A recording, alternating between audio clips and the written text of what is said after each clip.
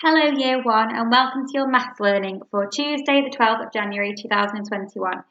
Today we're going to carry on looking at our subtraction number sentences, but instead we're going to be using the part-whole model to help us today. We're still looking at those deans to help us partition our numbers into tens and ones. We're going to start first of all by recapping the part-whole model. This is our part-whole model. We have looked at this before, but we're just going to recap to help ourselves with how we're going to use it in today's learning. The part-whole model is made up of 3 circles, 1 big circle and 2 little circles. Can you remember what the big circle was called? Well done if you said the whole. The big circle is called the whole. And when we're working out any addition or subtraction questions, the biggest number always goes in the whole. The 2 little circles are called our parts, and they help us form together our number sentence. So let's see if we can put our number sentence together. So let's read it. We've got 17 take away 3 equals. Which is the biggest number? That's right. 17 is the biggest number, so that's going to go in my whole because it's the biggest number. And then I'm taking away 3. So that's going to go, number 3 is going to go in my parts. And when I find out the answer to my question, I know that that can go in here. Now we know that 17 take away 3, the answer is 14. So my answer would go in the other part. You can then use the part-whole model to form subtraction and addition questions because we now know that 14 add 3 gives me 17. 17 take away 3 equals 14. And 17 take away 14 equals 3.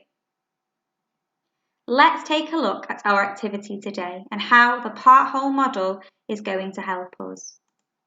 This is your purple maths sheet. And today we're going to use exactly the same method as we used yesterday, except we're going to put that learning into the part-whole model. Here on the right-hand side is our whole, and that's already got your biggest number in it for you. So here we've got 25 take away 3 equals. The biggest number goes in my whole, and the smaller number goes into the part.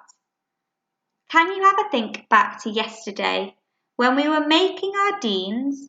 What was the first thing that we needed to do?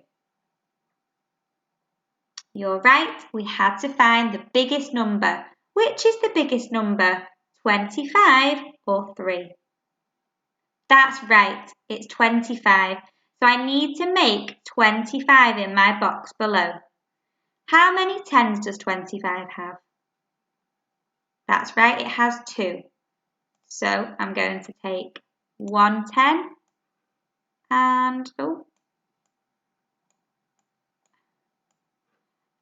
2 tens, and that makes my 20. Then how many ones have I got in 25? That's right, I've got 5. Remember, these are sometimes a little bit tricky to grab, so take your time with them. 2, 3, 4, 5. 5. Can you remember the next step? I've got 25. What do I need to do?